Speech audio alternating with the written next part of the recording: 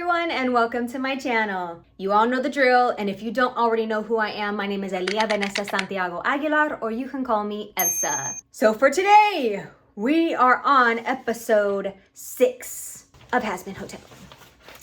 And of course, I had my big rant, if you will, about episode 5. And this one, oh Lord, this one's gonna get even worse. We are in the thick of it. Cue the backyardigans. Into the thick of it! Into the thick of it! This one's gonna be very crazy because there's so much that happens in just this episode alone.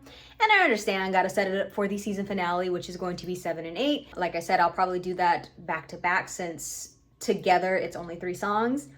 So be sure to like, comment, share, and subscribe to this channel for more updates on not just Hazbin Hotel, but any future projects that will be coming up very soon. And without further ado, let's go ahead and get into it.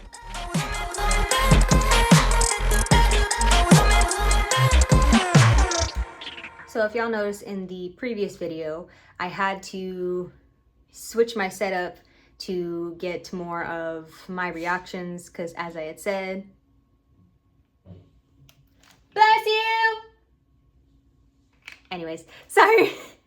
I heard him sneeze. But either way, we're here now. Hopefully we'll get a different setup where it's a lot easier, where I won't have my ring light camera thing go everywhere, since that happened with episode, what, 4?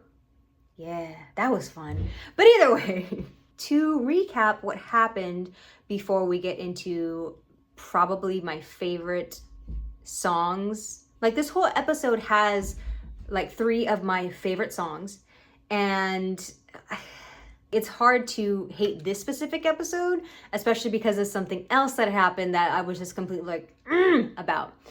But either way, Vox goes to Carmilla, you know, the one that made the weapons, the angelic weapons for Charlie in the first season. He goes to her asking, hey, I want to build a weapon, and I need your support. I need your help with making it. And of course, she's just like, look, I don't want any angels coming to my doorstep. I don't want anything going on, so you can ask somebody else. And he's like, well, if I remember correctly, you were the one that brought them here. You were the one that started it. And I'm like, oh, you little... I mean, he has a point, but he doesn't, because really the one that brought the angels to their doorstep technically was Charlie, because of her bright idea. Which, again, we would not have a show if we did not have the Hazbin Hotel, right? Roll the credits. And of course, Carmilla is also like, okay, well, I see your point, but also I'm not working with any of your associates, especially the one that you brought here today, which was Velvet. And Vox forced Velvet to apologize. And that looked like it hurt for her. But because he did this, it ticked off Velvet to no extent. He got what he wanted from Carmilla because he used the one thing that he knew he could and said, I'm just here trying to protect your daughters. And of course, that's her weak point. That's her weak spot. So, Zestiel was watching the whole entire time. Little spiderweb in the corner of a nice, clean office. And then he comes to her and is like, you know damn well that he does not care for anyone but himself. That this is all for him. He does not care about you. He does not care about your daughters. He does not care about anyone but him. She's just like, look, I just don't want to lose you. I don't want to lose my daughters. I don't want to lose my family. And we do get a little bit of a snippet where it's like, she looks at a box with wedding rings on a necklace. And I'm like, did you lose your husband? Is that who you're referring to? Did you lose your husband or your wife? Who knows? Because, you know, we're very fluctuant with sexualities in this show. But because of this, because of the decision that she made, Zestiel decides to leave, telling her, when you come to, post haste, so before anything, I will return to your side. And he leaves. Oh goodness, everyone's just falling apart this season, right? Speaking of who's falling apart, because the girls are still fighting, they are acting like high school teenagers. More so Charlie than anything, because Vaggie is distracting herself. I want to believe that's what she's doing.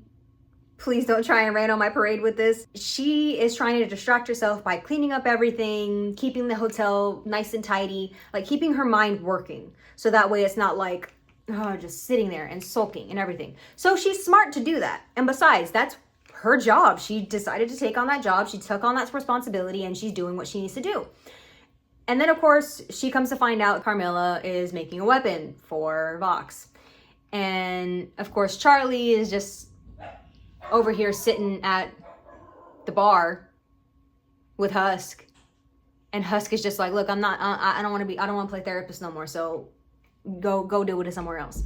And then of course, here comes Vaggie trying to tell the news about, hey, guess what happened? Charlie, being the smug little brat that she is just like, Husk, can you tell Vaggie that I just don't want to talk to her right now because, you know, she just wants to do everything on her own anyway, so if she wants to do that, then, you know, let her do that. And of course, here comes Vaggie. Well, Husk, if you see Charlie, let her know. And I'm like, oh my Lord. This is what causes Husk to then quit. He quits the bar. And of course, Charlie's like, oh my gosh, I'm losing everyone, this and that, blah, blah. Even Cherry, she's looking at Husk like, hey, what about Angel? And she's like, you know, well, what about him? He don't need me. He's a grown. He don't need me. We saw your little. What? Who cares? Who's it? You have feelings. But anyways, we hear that Vox is again spilling his BS about, oh, we're doing what Lilith would want. The hotel is nothing but stupid and just gonna go in shambles and yada yada. And Charlie's over here thinking, my mom never wanted violence. She just wanted to bring us all together to make hell better. And now think about that. When it comes to that, why worry about bringing people up to heaven when you could just make hell better? Because that's probably what Lilith wanted. And this goes on to my next point, because basically Charlie and Vaggie decide that they're going to go talk to Carmilla, since Vaggie's talked to her before. And Charlie is, you know, Princess of Hell, so she's like, I'm going to put authority and everything like that. Again, don't mind any of the sounds that are in the background. My husband's busy. And also my dog's barking, going crazy for some odd reason. They go to Carmilla, and even Carmilla is asking, why would you guys want to redeem sinners when you, talking to Vaggie, you, of all people, should know that that's not something that is desired. Like, you know how they treated you. And then we get flashbacks of her being a little weak, if you will, because she was actually aiding someone else that got slapped in the lineup of exorcists, slapped by Lute, none other, then takes her away. And there's a lot of graphic, like, flashbacks, like Vaggie gets triggered. But also, how does Carmilla know? Was she an angel? Was she an exorcist? Is this the reason why she knows about all of this angelic weaponry and stuff like that? Like, another person. Who is Carmilla? Who the hell is she? Where did she come from? She's literally the only one with children in the series. And if I remember correctly, sinners cannot produce children. Sinners cannot have a next generation. The only ones that can have next generations was obviously Lilith when she was pregnant with Charlie, but this was probably sometime on Earth. And then any of the hell spawn, any of the hell born, like demons, like anyone that's in Hell of a Boss, because we don't really worry about sinners in Hell of a Boss. Only the sinners that are targeted by Blitz and his imp gang. So that's another story. With what's coming up next, unfortunately, Husk relapses and goes back to the bar, goes back to the casino. And it looks to me like that casino what might have possibly been his when he was an overlord. I can't remember exactly what it was called. We might actually see it in the music video, but he's there and he's relapsing. And this song definitely gives very much Poison from season 1. And that was Angel's song. And you will understand when you watch it. So let's go ahead and get into it. Now this is where I'm meant to be. You know, it's been such a long time since I've been out on my own. Bittersweet to be so free and so alone. Can I also say, not only do I love Keith David as Husk, because if anything, he was the one that pulled me in and I was like, Keith David's gonna be Husk? Oh, you gotta be kidding me. An amazing voice actor. He does such an amazing job in this show. And I'm like, okay. I got so swept up in just praising Keith David that I totally forgot more of my comment. But anyways, let's go ahead and continue. It kind of feels like the wrong time to feel sorry for myself. Loser baby! Makes you wanna drink till you feel like you are someone else. Then another, then another, and another, and another, and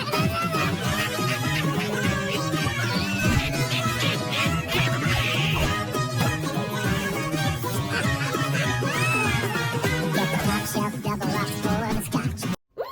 Oh my gosh, I love it so much. See, I did want to cover this song because, you know, I was going to cover Gravity. I don't know if I'm going to, but I might, just so my little temporary block from other territories can actually get my video out in other places. But this one I definitely wanted to sing. I more so would have been, what they call it, the Huskettes, because why not? It's super easy and I'm just like, I can do it. I can do it. Don't worry. I got you. Like I said, these 3 songs that are in this episode are like top tier, some of my favorites. So another reason why I really like this episode.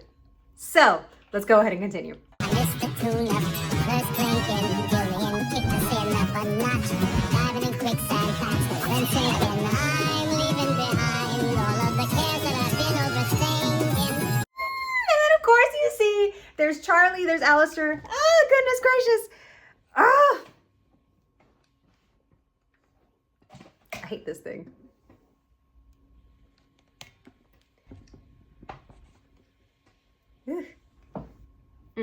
And then of course you see that there's Charlie, Alistair, and Angel in every one of the slot machines, and it was just like, he's leaving all the cares behind. Hold on, my freaking camera's being weird again. Oh my gosh, I love it so much. It's just, it's so cute. It's so adorable. Sorry, I'm getting distracted a lot because again, the whole camera thing and just, I need to get new equipment more than likely. But let's continue. I'm friends in my wine, stay unawares just as long as I'm drinking. Love in a bottle, love in a bottle. Don't need love when it comes in a bottle. Start when you're flopping, gobble to nothing. Lap it up, la la la la. Is in the eyes of the beholder. Jim never lies or fucks you over. It goes down the same every time. Oh, and as not a recovering, but as a used to be alcoholic myself back in,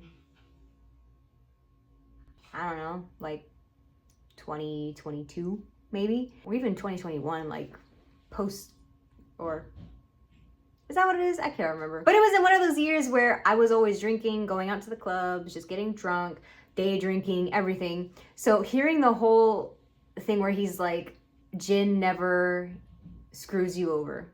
I'm trying to be careful with my language right now. But gin never screws you over. Yeah, I remember that. I remember those days. It wasn't fun.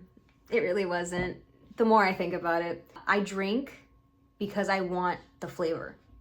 And then eventually, because of life happenings, I ended up just drinking because I wanted to, 1, get away from the situation that I was in, and 2, feel numb to everything. So it's another reason why I very much associate myself with Angel's story, with Husk's story, because both of them at least from what it shows here, Husk has a lot of alcoholic problems where he's always constantly drinking. And I'm glad that I don't have to necessarily be in that hole anymore. Another reason why I want to always support these two, Husk and Angel, constantly having to battle with that specific demon in their head saying, oh, you want this, you want that, this and that, blah, blah. It's good for you. You can't have anything else, so just have this. It's good for you. No, baby, not that. But anyways. Someone to hand your chips, go all in and the banding ship. You're jumping for the water and it's all 100 proof. Love in a bottle, love in a bottle. Don't need love when it comes in a bottle. Just when you're bluffing, love all or nothing. Love it up, love it up, la la la la. Love in a bottle, love in a bottle. Can't have love when it comes in a bottle. Home in a bottle, none in a bottle. I don't need nothing that's not from a bottle. Another round. Oh, poor Husk. Oh, the baby. I'm so sorry for you. Ah, gosh. So again, the big thing of poison, because it's like, yeah, this is poison. This is exactly what Angel was going through. And then of course I jumped ahead because the whole trauma with Vaggie. We also see that Charlie is somewhat starting to open up, because the moment that Carmela is just like, I'm with the winning side, Charlie kind of does that thing like looks at her like, look, can you see this? But Vaggie just leaves because again, she just got triggered. She's just like, I'm just gonna go home. Just gonna go home. Doesn't say a word. And Charlie starts to think. And you could see that she's starting to think, because she's battling with her pride and with what's right. There was something that was said that me and my husband said to a friend, because they were asking, they're like, okay, I want to know steps that I need to take when it comes to the step that we just took, and that is living together. When it comes to a relationship, it's always a thing when you are going to fight, especially now that you're in close proximity with each other, you're gonna get annoyed with each other. I'm not gonna lie, me and my husband get annoyed with each other at times. But when you argue, always think of, do I want the relationship to be good, or do I want to prove that I'm right? And that's exactly what Charlie is going through in her mind. She's like, do I want to be right, or do I want my relationship to be healthy? Do I want my relationship to be okay? So it's definitely a thing where I'm like, I see you. Think, just a little bit. You're getting there, just a little bit. Keep going. Don't go back. Keep going. And yeah. Once again, we return to the bar with Husk. And I'm not sure if it'll show it in this music video, but we get visited by a specific woman, if you will. And I'm super excited about this one. And trust and believe, I can't cover this one because, believe me, I've tried. But yeah. So, without further ado, here is Losing Streak. Good booze. Nobody want nothing from me. And a song sung by a lovely broad. Here's to you, baby. Angel! Right? I was like, oh my gosh, no way! At first, I saw the pink and the white and I was like, Molly? No, that's not. Is this Angel in drag? And then you turned around and I was like, oh my gosh, we got Angel in drag! I was so freaking happy. Again, I've been with Vivian Medrano for so freaking long. There was always a part where anytime that she would draw Angel, he was fluctuant in whatever gender he wanted.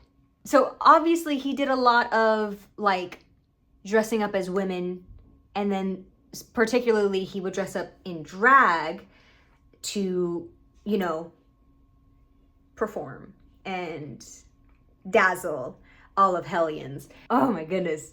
Oh, I was so freaking excited to hear this. So again, be ready for this. I can't play the whole thing through, but we will try to get through it without me pausing too much. So.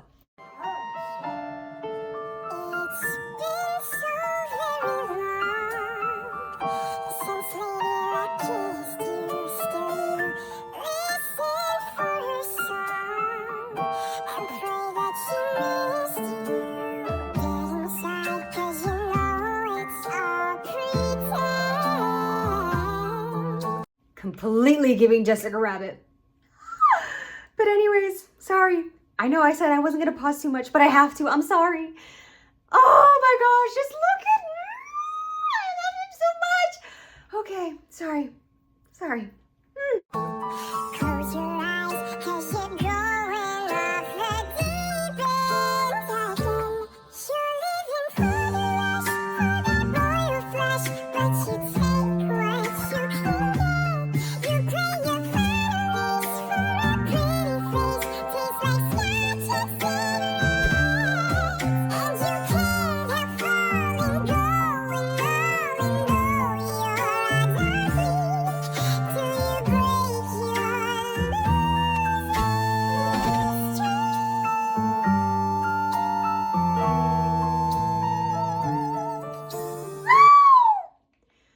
Oh my gosh. Oh my gosh. Ah. So obviously he knows that Husk is there. And I'm just like, oof, oof. Husker does for the freaking win. I love it so much. And oh my God. Oh my gosh. I love anything with Angel. I love. But I had to like see that note that he had, again, with how long it was going, I need to work on my breathing because I don't know if I can hit that.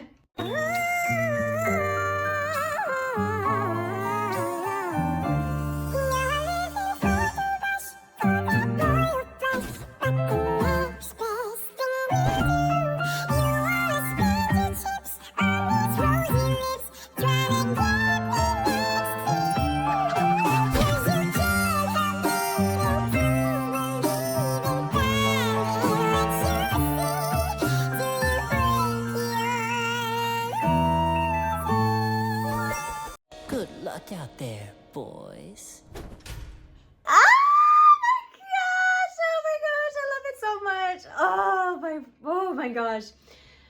Oh, it's so just, I was happy. Seeing that, I was happy. I was literally sitting there just, oh my gosh. This isn't like, what's the word for that? There's a word for it. It's like it's like a nostalgia hit because it's I can't remember the word. I can't remember the name of it. I'll probably figure it out later. We're probably going to rate all of these songs as what's my favorite and what's not and go from there. Who knows? We might live stream it if I can get this camera stuff focused and worked. But, I love it so much. Was there anything in between that? I'm not sure. I don't think so. Oh no, there was. So after this, it's a whole thing of we get a conversation between Vox and Valentino. And we get one of my favorite scenes that I actually did on TikTok. Take a look. Ay, ya no puedo con este. Ay, qué estúpido demonio con ese estúpido. You know I can't understand you when you speak that island language, Val. Anyone else got shit to say? I'm from fucking Florida. This line was trending everywhere. It's still trending. If anything, the Spanish dubbed is now seen as, oh, this is even funnier, especially if you know Spanish. It was just like, it was fun. It was so much fun. It was really cool. And yeah, this is the one time that I was actually supporting Valentino, if I'm being completely honest. Vox said something like, I can't understand you when you speak your island language. And I was like, what island? Please let me know what island. Come to find out that he was Boricua. And I was like, mother. Why? Why of all times? Why? But that moment right there was like, yes, support your fellow Boricuas. Yes. Even though he's from Florida. Which also says everything about how he stands. Is, oh my gosh. Anyways, that whole conversation was, I want Angel to be a part of this. He's a part of my next plan. And I'm like, oh no, what are you gonna do? Like, leave him alone. I don't know. After this, We get back to the hotel because unfortunately Vaggie left Nifty in charge, and it's a freaking wreck. Everything's on fire, or yeah, it just was not, no. All to see that Baxter and Nifty were getting a little close and made the roaches sing and play instruments. And I was like, okay, I guess. We finally get an apology from Charlie. And it wasn't necessarily an apology where she didn't say, I'm sorry, but she was saying, you know, I thought about what you said, and I realized that I really should have been listening to you, and just, you know, letting her know. Vaggie's just like, no, I understand, I get it, but you need to realize that I'm still here. We're here. I accept your apology, but we're still here. I'm still here. And she's like, no, you don't understand, like, it's so horrible, this and that, and then finally, we get easy. So, let's go ahead and get into that. Fox is declaring a war, and Carmilla's right. I started it, and I'm a hypocrite, and my dreams are gonna die. Shut up, you know that I love you, but that's enough of the spiral. So with this, when I first saw it, I was like, that was a quick, whoa. I didn't expect that, like, all of a sudden she's crying and everything, and all of a sudden they just shut up, and I went, what? Girl. Really? Okay. But anyways. Some of your dreams haven't come true. Well, here's how we'll break the cycle. Your hand, my hand, your body and mine. They can withstand the fire and light. 'Cause anyone finds love in hell can do anything, baby. You and me don't need no one else to make it through that crazy. Your goal comes close to fatal. This princess and fallen angel. We already found love in hell. The rest is easy, baby. Okay. Yes. This song, just yes. We were all told that we were going to get a sexy song for Charlie and Vaggie. And this one, whoo! Now, mind you, I didn't know what to expect, just for the thing of like, Cookie, hey, chill. Now I got them in the office with me, so chill out, please. And now she's gonna come over here, cause she a little nosy. Anyways, with this song, it was definitely like, again, the whole flash of, whoa, first we're crying and now we're getting into sexy time? Cause we all know that all this, they having sex. Let's be honest. Let's be honest. Don't read too much into that. And didn't necessarily say sorry, but it's close enough.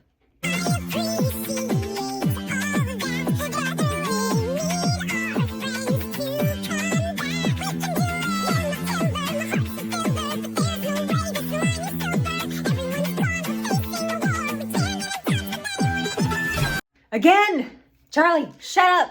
Shut up. Vaggie's gonna tell you right now, shut up. Because it's just like, get out of your head.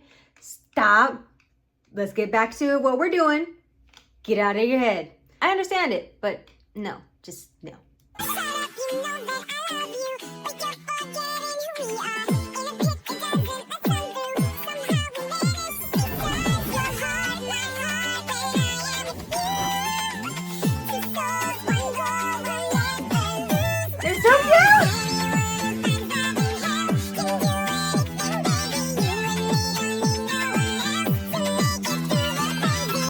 You can't tell me that wasn't them, like, hello. That, okay.